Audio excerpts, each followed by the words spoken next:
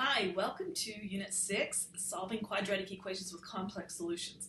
So this is your last unit of our Semester 1 course of Secondary Math 2. The goal is to learn about complex or imaginary numbers. That's what a complex number has, imaginary numbers, and find complex solutions or zeros to a quadratic equation.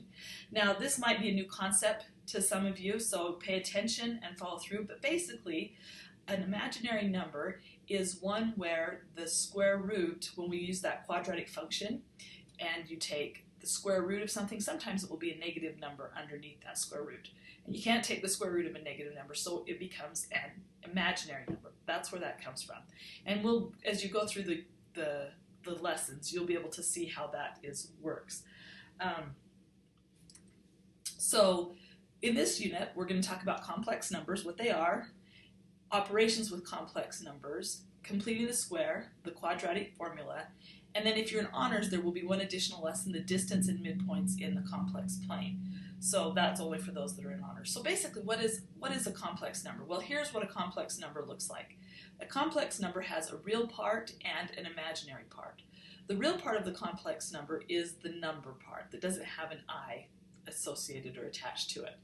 The complex number, the imaginary part of the complex number has an I in that, and I stands for imaginary. So what does that really mean? We'll get to that in just a second. Just know that this is also a GVC unit, so you'll be able to solve quadratic equations with complex solutions. I'm not going to be having you report your on how you did on this unit, but just know that it is a GVC unit. It's important. These are things that are going to build and continue as you go through math.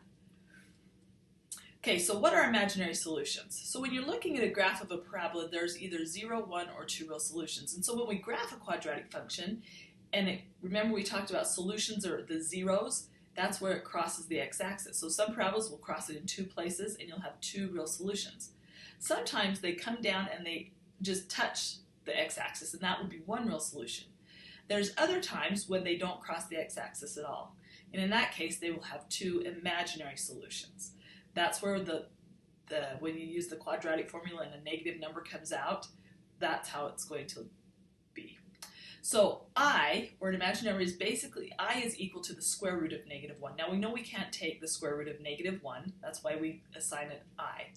So if you look at this, though, it helps us to understand just a little bit. I to the first power is just I squared, if you take -1 and you square the square root, you take that off, it becomes a -1. So I squared equals a -1.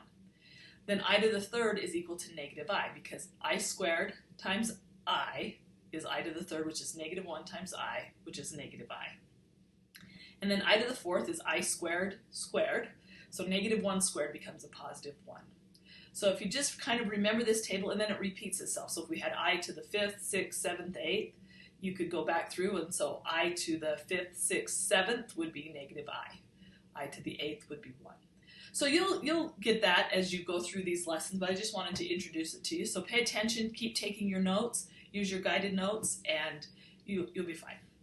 So lastly, the key word for this unit is complex. Make sure you're entering in the key word. So go back to your assignment in Edgeduity, answer those couple of questions in the submission box, and you can get started and finish up this semester. It's been great working with you, and I hope that if you have any questions, you'll continue to reach out. Let's get going. Thanks.